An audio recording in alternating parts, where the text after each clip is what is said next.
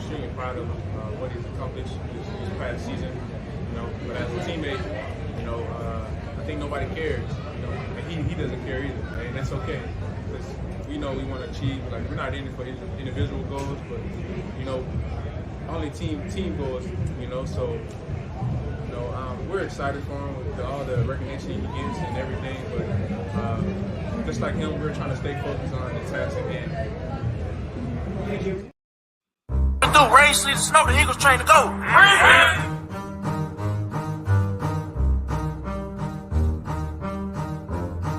Yeah. I wanna build a life worth living. I wanna be rich cause I wanna be given.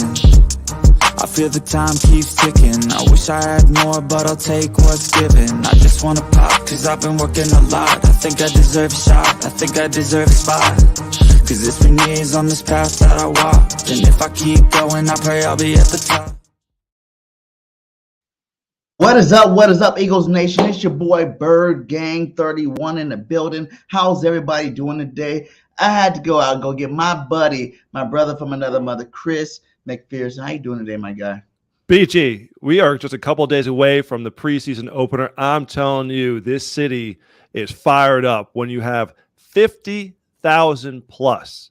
I mean, it felt like driving to a game day when I was going to Link this past Sunday for the public practice. We were in the interview room for Nick Sirianni's press conference, and my, oh my, you could hear, because typically he does his press conferences after games, so the fans are gone at this point. So he's doing this while the fans are loud and getting juiced up, and players are starting to come out onto the field just before practice, and you could hear the Eagles chants coming into the interview room. It was absolutely insane, and they were fired up. And, between that, with the Kelly Green jerseys being unveiled and the fans eating that up, it's just a phenomenal time to be an Eagles fan. Coming off the season they've had with everything that's in place and in store for 2023, it's just an absolutely amazing time. So this training camp has so far, gone as well as anyone can imagine. You just want a drama-free training camp. Okay, some people may say there's no, big storylines or anything crazy coming out. Like, that's if you are the defending NFC champions, if you have aspirations of another long playoff run, that's what you want. Okay, you want this team focused and ready to go for the season. Oh yeah. Was it big? You went to last year. Was it bigger and better than last year? Open practice. No question. Oh, definitely. Yeah. I mean, because last year at this time, we didn't know what Jalen Hurts was as a quarterback. We didn't know what the Eagles were going to be. We knew. You could say you knew, but we didn't see those results yet on the field. So obviously everyone had the promise and Jalen had the potential, but we didn't know that it was going to come to fruition the way that it unfolded last season. So there was no question that the atmosphere was a lot more electric and the crowd was that much more packed.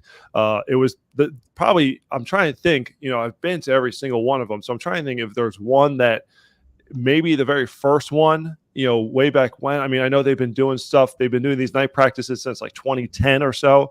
But this is the largest that I can remember in recent history. Just walking the concourse before practice, and you could sense the energy from the fans that everybody was ready to get after it. So I think at this point, fans are like, all right, can we get through training camp? Can we get through the preseason healthy so we can just get on to the start of the regular season? And my man Drew there with the comment, yeah, I mean, and that's the thing is it's a different crowd than you get at a game day because you get the family friendly atmosphere.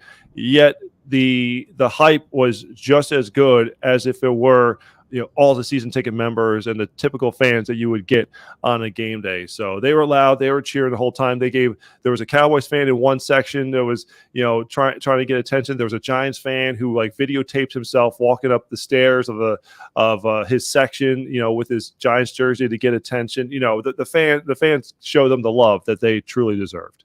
Yeah. And you got to do it. Was there anybody that stood out to you?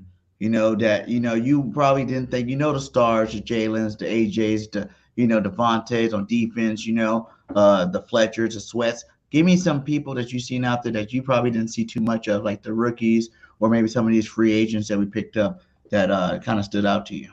Are you talking just from Sunday or talking about in Well, in general too, this whole training camp, but mostly when you're live seeing them on Sunday out there. I mean, I would say I can't recall truly like what Sunday's practice, we talk about the standout players, but when you're looking, I mean, camp as a whole, if you're going to wide receiver, Quez Watkins has certainly stepped up to the task. And, a lot of eyes were on him, and Nick Sirianni gave him the defense back in the spring, saying that he was one of the standout players of the offseason. And typically the coach isn't want to give that kind of love to point one particular person out. But yet Quez Watkins was a guy that he kind of said, look, people, Quez knows what's being said about him outside the building. He knows he's coming off a tough 2022 season. He battled a shoulder injury, but that vertical speed is something that it's something you can't teach. It's a special weapon to have to open up things underneath for these other guys. And his spot was challenged by the addition of Olamide Zaccheaus, and Zaccheaus has been a fine addition. He's been very good, crafty route runner, trusty veteran, a reliable pass catcher. He and Marcus Mariota certainly have the chemistry from their time last season in Atlanta. But Zaccheaus is also someone who's going to do the dirty work. You think of a Zach Pascal from last season. That's the role that he's here to fill. But look, we looked at practice today. Devonta Smith excused for personal reasons. Okay, so Zaccheaus is your wide receiver on the outside, opposite of A.J. Brown, and you have Quez Watkins still in the slot. So that's one of the things that you want to look at when, guys are in and out of the lineup. Cam Jurgens has been rock solid at the right guard position. That was one of the, quote unquote, biggest camp positions, I feel like, coming into this training camp, who was going to win that right guard spot. But, he showed the flashes of being like Jason Kelce when he was playing at center during last year's preseason, and you see it with the way that he gets to the second level. But he is strong, and he is fundamentally sound. And he and Fletcher Cox have had some battles here throughout the course of training camp to this point. So Cam Jurgens has really taken to the task of winning this right guard job. I know Nick Sirianni jokes that he's like, I don't have to name a starter until the week before the Patriots game, basically, but it's not like other positions where we've seen a Kayvon Wallace rotate in at safety. We've seen even in a couple of days, Miles Jack working with the first team linebackers at times. And you've seen some shuffling there. Like, there's been no shuffle at the right guard position. It has been Cam Jurgens at that spot, locking it down, holding it down. Actually, I shouldn't say holding. I don't want to associate holding with an offensive lineman, but he's been firmly in that position there, in between Jason Kelce and Lane Johnson. Stout compared him to Brooks in terms of footwork and strength and whatnot. They're saying that he was just compared in terms of like how good he is right now at that right guard spot. They compared to Brandon Brooks back in the day. So that was a good thing to hear about Jurgens. I knew he was going to be somewhat good. He redshirted last year, but he also got to play some, right next to Kelce. When he played, it wasn't like, there was a drop off in play when he was in the game. He kind of held his own as a rookie. So, I kind of knew this offseason, they say he beefed up a little bit more. He's more fundamental sound. He knows what to expect from defensive tackles, from the playing time that he did get last year. So, I figured that it was going to be his to lose anyway, even with a Steen coming in, because even Steen has to learn the NFL. You don't want to rush your rookies. It seems like Howie's taking that approach in terms of players he's drafted without having to go out there and like thrust them into the, fire. He's kind of been able to just like ease them in like a Jordan Davis last year, even though he was playing, pretty decent amount before he got hurt. But then after he had Sue and Joseph, he played, a little bit less. He was able to ease him in. Same with Nakobe Dean, getting to play some special teams, not really play too much. But when he did get in there, he started to shine a little bit.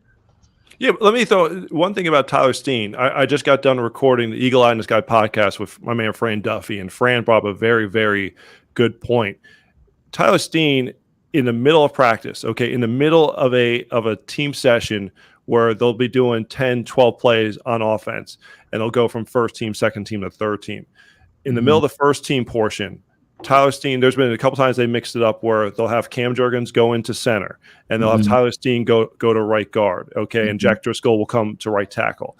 But then when the second team offense comes out, Tyler Steen goes to left tackle. So you have a rookie who is cross-training at two positions, but he's playing them within the same series and doing it, relatively smoothly, like not really having a hiccup at one or the other.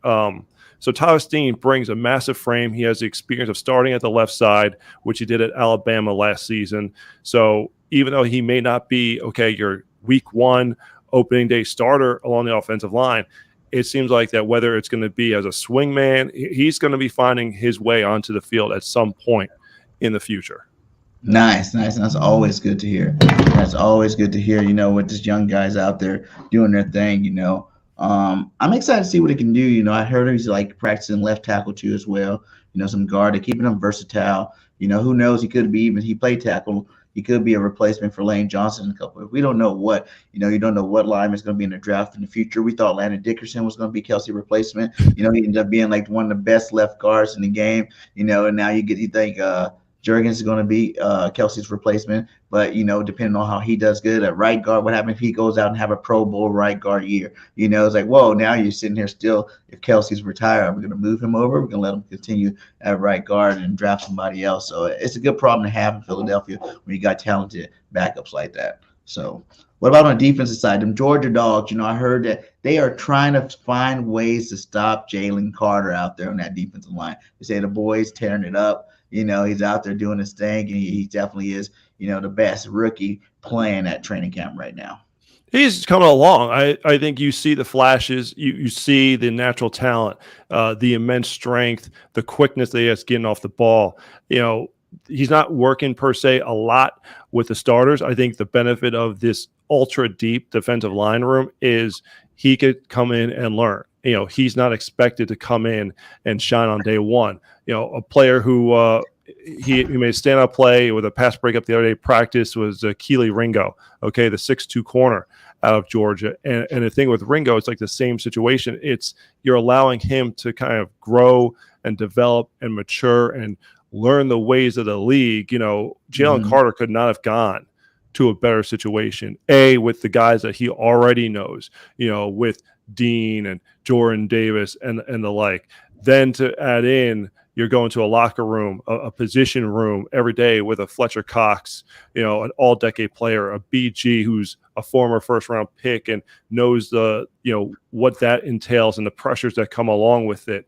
Hassan Reddick and a former first-round pick who's been through the highs and lows in the league. There's just so many great veterans for Jalen Carter to be able to look up to learn from, and have guys that he feels comfortable with at the same time. So they don't need to rush him along whatsoever. This is a defensive line that, look, this defense amassed 70 sacks last season, and you lost a key cog in that in Javon Hargrave, and you're not going to have one person who's going to do it alone. But with Jordan Davis taking huge strides here, looking in great shape, being quick off the ball, being so stout at the point of attack in the run game. Like if he has a handful of sacks and is great in the run game, I think that's a great second season for Jordan Davis. Then you have a Milton Williams who came on strong at the end of last season, was a pivotal cog as a rotational guy for the defensive line. Look, again, with the defense, with the BGs and the Reddicks and the Sweats and Hargrave, you're going to kind of lost his shuffle if you're the fifth or sixth guy. But that's kind of what he was last season, and he played that role really, really well, and he has a chance to be a starter from day one here in 2023. So Jalen Carter, you definitely see why the Eagles use the number 9 overall pick, why they moved up in the first round to get him. But I think it's just a great situation that he doesn't have to be like some of these other rookies, especially those top 10 picks, has to be looked upon as a savior to come in and save the defense. Yeah, that's true. The great guys. I think I'm really big on Jordan Davis this year. I think people are kind of sleeping on him. They seen him got hurt where, they didn't see him get too much playing time, even though I feel like it was just a red shirt on purpose, to keep him healthy, keep him ready, let him understand that he needs to be in better shape. And he came into better shape this year. I think they're sleeping on him. I think they're just looking at him to be this guy that gets the double teams. And I think that's what's going to happen no matter what. A guy that big, that fast, you got to double team him. That's just, you're never going to leave him one-on-one. He's probably going to, beat up on your center or beat up on your guard. There's not that many like huge guards and centers out there. So I think that's his floor. But like you said, a couple of sacks will be a great season for him in his second year. But I see him as he could possibly be that guy that does replace Hargrave. He's bigger, he's faster, he's stronger. Hargrave had more experience, but look who he got to learn from last year. He got to learn from Hargrave. He got to learn from Fletcher Cox. He got to learn from Linval Joseph. He got to learn from Dominican Sue. I'm saying Milton Williams was already there. Marlon was already there. Marlon Tuilopo played great, and he played a lot early before he got hurt. I'm saying these are guys that were with NFL experience that got to teach him. And it's not like it was a short season at the end of the season. At the end of the regular season, we didn't make the playoffs, so he went home, and started his offseason. Like, we made it all the way to the Super Bowl, so he got to see these guys play at high levels, the whole time through the whole 20-game stretch and learn, everything he needs to learn. I think people are really sleeping on him. I think he's going to really change the DT, position this year for us on our football team. And I think he could be that guy that can get close, if not double-digit sacks on this team. I'm not, I know no one's really expected him to, and that's the reason why I think he can do it, because you got to look at this offseason. We almost broke the sack record. We were, we're coming off that edge. Javon Hargrave did have 11, but all the rest of those sacks came from defensive ends and linebackers, you know what I'm saying? So it was, Reddick, BG, Sweat, like those guys bring the heat off the ends, And with that being said, I think this year teams are going to try to focus on how we're going to stop that from happening again. And they see a guy like Jordan Davis, and I think him and Flex will start off the season. Will Jalen Carter, take Flex spot eventually throughout the season? Possibly. Yes, most likely. That's what we hope for. But, so we can see that Jordan Davis, Jalen Carter combo early. But at the end of the day, he's going to be coming off the bench in a nice second wave with Milton Williams, and that's just as good anyway. And I think teams are really going to focus on those outsides. How are we going to stop the pressure from a Heredic, from a Sweat, from a BG first before they actually think about Jordan Davis? And I think that's what's going to really mess them up, because you can't double team everybody on the line. You really only double team like one or maybe two people if you're lucky. You can get some double team with a tight end, but other than that, you have to play one-on-one. I think Jordan Davis definitely destroy a lot of centers and a lot of guards in this league one-on-one. Yeah, I mean, you're seeing a lot of the same five-man fronts that they unveiled last season, and incorporating Davis as the nose in that. So when you have the one-on-one against a center, that is going to be absolute a monster of a difficult matchup for the center to be able to contain. And I think to your point about trying to stop the edges, if you're collapsing the pocket time after time again, it's going to make life that much easier for the guys coming off the edge. I know my man there was asking about Moro Jomo. Versatile as flashed in the interior. The Eagles are excited about his development and his potential, but, this is a tough group to crack right now. When you look at, again, we talked about, the front five, and you're talking about, okay, it's Reddick, Sweat, Williams, Cox, and Davis at this point. And then you're adding in, we haven't even talked about Nolan Smith. You have EG. You have Derek Barnett coming back from injury. You mentioned some of the other defensive tackles. So I think in a perfect world, you go back to, some of the previous defenses, like with Jim Schwartz, and, you can even go back to like Jim Johnson. And it's like you would want have a rotation of like 8 good defensive linemen. The Eagles are going to have like 10. I mean, the cut day is going to be so difficult for this team, because, this team has, and I even mentioned Kentavious Street, who has played consistently well. Robinson too. Well. Robinson's another good football player that I heard been doing in practice. So when you look, I mean, there are like this defensive line is going to have waves that come after teams. And look, Howie Roseman has his philosophy. Jeffrey Lurie's had the philosophy. They want to win in the trenches, and you look at where they've made the investments, and this team has, you could say what you want about the other positions, but they're going to have arguably the best offensive line and arguably the best defensive line in the entire National Football League. And they've also got the depth. Most importantly, they also have the depth to be able to withstand injuries. And credit to the coaches for the way they're mixing the lineups and the rotations at this point, so that when you get to a position where, hey, a guy might miss some time, this isn't going to be so-and-so's first time sliding into that spot, that they're already mixing and matching and preparing for those potential tough times ahead. You hope they don't happen, but hope is not a great strategy. We've seen seasons be derailed by injuries at certain positions. I recalled not that long ago, what was the season where it was like 14 line combinations on offense in 16 games? I think, was it the 2019 or 2020 season? It wasn't that long ago, where every week the lineup had to change due to injury. Well, the Eagles want to make sure that they can weather the storm in either front, no matter what comes their way. Yeah. we're definitely gonna handle our business on that line. Let's talk about it, man. Jalen Hurts, man, number 3. I don't know if you like the top 100, if you one of those guys that agree with it, don't agree with it, because the players make this list. I told everybody Hurts is the best quarterback in the league. I still have him number one in my book, with Patty Mahomes being 1B. But Jalen Hurts number 3. Look at those stats: 15 games last year, 4,461, 35 touchdowns, 101.1 quarterback rating. Pro Bowl, All Pro, MVP runner up. How do you feel about this when you see this? I mean, to think that a year ago, I said this earlier, a year ago this time, we weren't sure what he was going to be.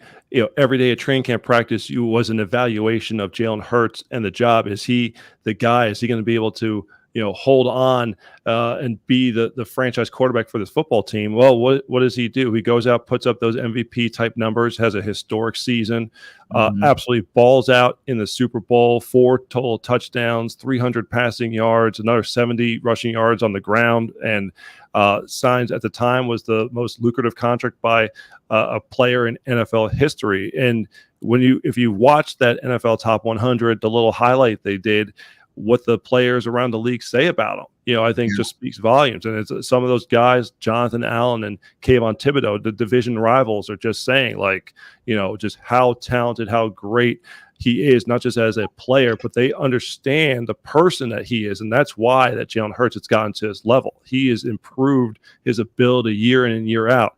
And this year, going into this season, in this training camp, the accuracy that he is throwing the ball with. And it's not even like the flashiest passes. Like, okay, there was a big play down on a go ball to A.J. Brown in practice today, deep down the left sideline, beating Kelee Ringo for a huge gain in a team portion of practice, which they held at the stadium today because they wanted to get some more work at the link. But it could be the underneath stuff to Goddard, the underneath stuff to Devontae, the underneath stuff to A.J. Brown, where he's putting the ball only where his guy can get it, or out in front to give his guy a chance to make yards after the catch. There are people in this building that have just been, astonished at how something like accuracy, which, kind of the old tale is that's not something that someone can really develop over time. That usually what you see is what you get from a college standpoint. Jalen Hurts has improved in that area every single year. He's throwing with tremendous touch. He's throwing with great anticipation. Up until I trying to think, it was like maybe Friday or Saturday, he hadn't thrown an interception at all in training camp. He's only got a handful so far this entire training camp. So, it's funny because A.J. Brown was asked about. I think you played some of the clip there about Jalen Hurts in the top 100 being number 3, but I think he was also asked later on in that same press conference, well, is there room for him to grow? And AJ's like, I'm not going to put a ceiling on him. And if the better that Jalen does, the better we all do, So he's the right man, the right quarterback for this franchise and for this city, And I think that's a huge reason why it's such excitement about this team going into the season. With the Kelly Green jerseys coming out, with the success the team had last season, like I said, it's just all come together at the perfect time. And in large part because you have a franchise quarterback in Jalen Hurts who, as a person, as a player, that you love to put your total undying support behind, knowing that he's going to give it all for this team. And he is hella fun to watch out there on the field as well. And like you said, the biggest part of it, and that's the reason why I put him number 1. And this is it, because, we know what Patty Mahomes do. You know what I'm saying? He's been doing it for a long time now. We know it. He's kind of hit his ceiling, which his ceiling is better than anybody in the league right now in terms of quarterbacking, right? But Jalen Hurts is right there, in terms of even the quarterbacking side of it, the passing side of it, and we don't even have a clue what this man's ceiling is. Like, he's 25 years old. He's in his second year starting, going his third year starting. Give him 6 years from now and see how many Super Bowls he has, how many records have he broke by then, on the trajectory that he's going right now, which you got to expect is going to continue. Like I told everybody, Jalen Hurts never been a guy that's a turnover machine. He's always been a dual threat. And when you always add that rushing ability, he can be just as good as you as passing, maybe not as many yards. We don't throw the ball as much because we don't need to throw the ball as much, but still bring you that, running back side where, he still controls and, the flow of the linebackers, where our safety's going to play up on him, trying to stop the run or whatnot. He can still throw so much more on defense with that running game. Like you said, he's the first triple threat first triple threat, running, passing, and his decision making, because he doesn't turn over the football very much. Like, that is something to be, as Eagles fans, you better feel proud about and better be so happy. Like I told you, since we drafted him, I don't think it was ever a mistake. We need to get a cheap backup quarterback. We talked about this before. We need to get a cheap backup quarterback. We're paying our backups like $15 million a year at the time, with Chase Daniels and, what's his name again? McNow, players like that, Nick Foles, players Josh like McCown, that. yep. Mm-hmm. Yeah. And it's like we had to go cheaper, so he got a, Heisman finalist in the second round, which is not bad. Now, if he would have got thrown him in and got him in the first round or something like that, which I thought that year Jalen should have been a first-round quarterback. From what the accolades he did, he almost broke the college football record, with all the yards, 4,000 yards passing, 1,000 yards rushing. Like, how can you not put a guy like that up there? It's the measurables that kind of held him back a little bit. He didn't win the championship. That probably helped him back a little bit. But whatever. I thought the decision was great then. I thought that, Carson better look over his back because, Carson had a good year that year. And he's going into, but we paid him. We paid him the bag. That was the confidence we gave Carson, was we paid him the bag. He shouldn't have been worried about Hurts, which he couldn't do. And obviously, you see he's out of the league right now. And Jalen Hurts is our starting quarterback. So that was the smartest move how we could have made at the time. And, I know a lot of people think that we should have went other ways. We went receiver first with Reagor. He didn't pan out, but we still went there first. And we thought he was going to be a good fit with us when we picked him. He was a first-round receiver. So you did give Carson that weapon that year. So, Jalen Hurts, I've watched him in college, both with Alabama and OU. And he's a man. He's a beast, man. He's out there on that football field doing things at a very high level. And, I just can't wait to see the future. I think within this contract, he's definitely going to win at least 2 Super Bowls, man. 2 Super Bowls. That's what I give him. I mean, Patrick Mahomes said it best. He expects to see Jalen Hurts in a lot of big games in the future. So hopefully this past Super Bowl is just the first of many to come. These are the ones that got, on the top 100. Devontae Smith, Darius Slay, Reddick, Lane Johnson, Kelsey, AJ, and Jalen Hurts. Do you think any of the players on the Eagles squad got snubbed off this list? Because for me, I can think of a couple out there. Where's the Bradbury if he's an all-pros, second team all-pro, right? Where's Landon Dickerson, Pro Bowler left guard? You know what I'm saying? Those are 2 that jump off the top of my head or right off the back. Do you think anybody else got snubbed off this list? I think you call it with Bradbury. I think certainly he had all the accolades. He doesn't have the flash that, big play Slay brings to the position. Bradbury just goes out and does his work week in and week out, and had a phenomenal season last season. And he and Slay complement each other so very well. And, the Eagles are so fortunate to have those 2. I mean, look, at one point it looked like that neither potentially could be coming back, or only one was going to come back. So to get both of those starters just helps Sean Desai, give him that type of foundation as he builds his new defense and gets his team ready for the season, that you have 2 cornerstone pieces of the team that ranked number 1 in pass defense a year ago. Obviously, a lot of new faces. The offense, it's pretty much, okay, who's going to be your starting right guard? That's really the main, running back. Those are your main position changes there on offense, but defense, there are a lot of new faces on the defense, as with the man in charge. I mean, Brian Johnson obviously has the rapport with Jalen Hurts. He's been in the Sirianni system for the last couple of seasons. So he's been, had a first person view to all of Jalen's development and knows what Nick Sirianni wants out of the offense.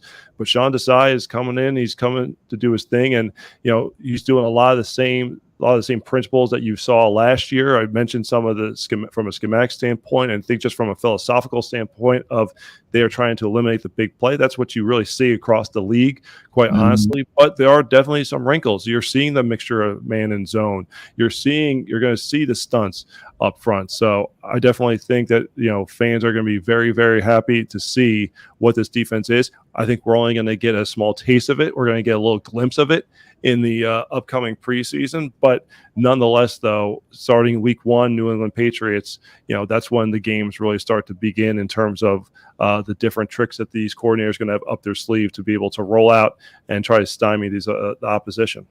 Yeah, I think fans are looking for so much this preseason. You've seen these guys; they don't give up nothing. We're about to run the most vanilla offense and defense, this whole preseason. We're not going to see anything that we're going to be like, wow, that's what we're going to be doing. He didn't do it the first year, so I don't know why people expect to see it this year, or even last year they expected to see it. You know what I'm saying? Like, he doesn't do it. That's not what he does. Which is smart. Come bring everything out the first week of the season. But it's funny. Like, a lot of people are looking for, let's see how these players are really gonna play. We're not gonna get a real good glimpse until week 1. I feel like you might see some of these backup players how they play in the preseason in the vanilla defense, vanilla offense. But that's about all you're gonna get. We got this. Before I let you out of here, we got this game this week, man. First preseason game against Baltimore. What are you expecting to see? Are you looking for what players are you looking at? That's going to get some playing time that you're looking to make a difference. I mean, the big challenge is going to be, quite honestly, who is going to play, because Nick Sirianni has not typically played his players in the preseason, and the Eagles have a pair of joint practices next week with Cleveland, followed by one with the Colts the following week, and that's where you're going to see a lot of the action from the starters in terms of their quote-unquote preseason here. But I mean, obviously, we definitely want to see the rookies. I mean, look, Sidney Brown, we touched on him. Reed Blankenship and Terrell Edmonds have been pretty much 1 and 2 all throughout training camp. Kayvon Wallace is mixed in. He's probably been the number 3 guy, but Sidney Brown is a heat-seeking missile. He has explosiveness. He's someone that the Eagles are going to want to get on the field as soon as possible. So I think he's going to have a ton of fun out there in the preseason. Jalen Carter, I would envision getting significant time in the preseason along with Nolan Smith.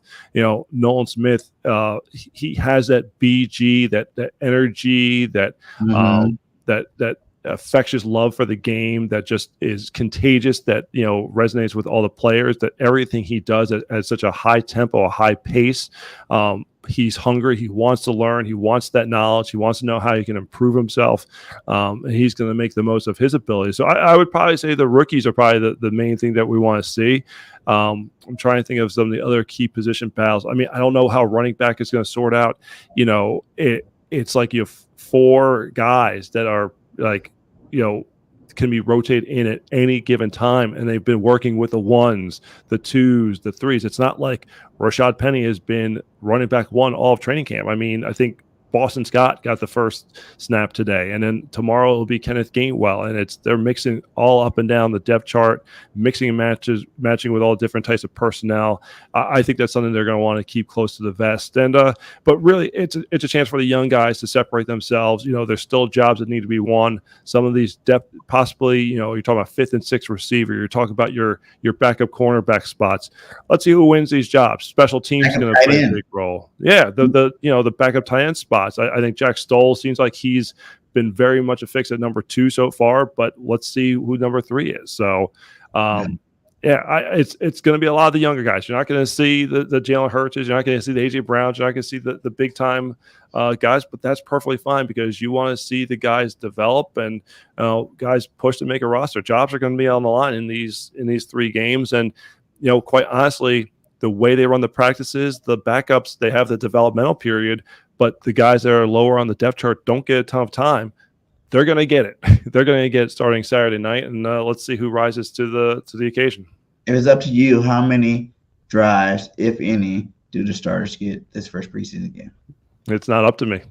But just as a fan too, like how much would you actually want to see these guys? Not as a fan, because we obviously want to see them play the whole way. You know what I'm saying? I don't need not in the preseason. I don't need to see them play in the preseason. They one drive, play of them. 2 series, 1-2. Yeah, we'll series. see. They're gonna get play. They'll get plenty of action in the joint practices coming up. So no, they'll be ready to roll. I think Nick Sirianni, look, he's handled this situation right his first couple seasons, and I think he just understands coming off the Super Bowl, the long season that's ahead. You got, the 3 preseason games, 17 regular season games. You're hoping for, 3 more postseason games. It's going to be a long season. It's a battle of attrition. That's the thing is, you looked at the schedule and you say, oh, well, who's going to win this game, that game? Well, tell me who's lining up or who's missing some of these matchups. That makes all the difference in the world is when you catch some of these teams. So, but Nick Sirianni has done a great job with keeping the players in the right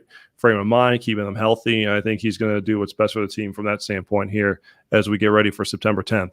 All right, Chris. Well, thank you very much for coming to the show. Thank all you guys for being out there. Hit that like, hit that subscribe. Fly, Eagles, fly. And until next time, this BG, Chris McPHERSO, and we're out. Peace. Go Bird.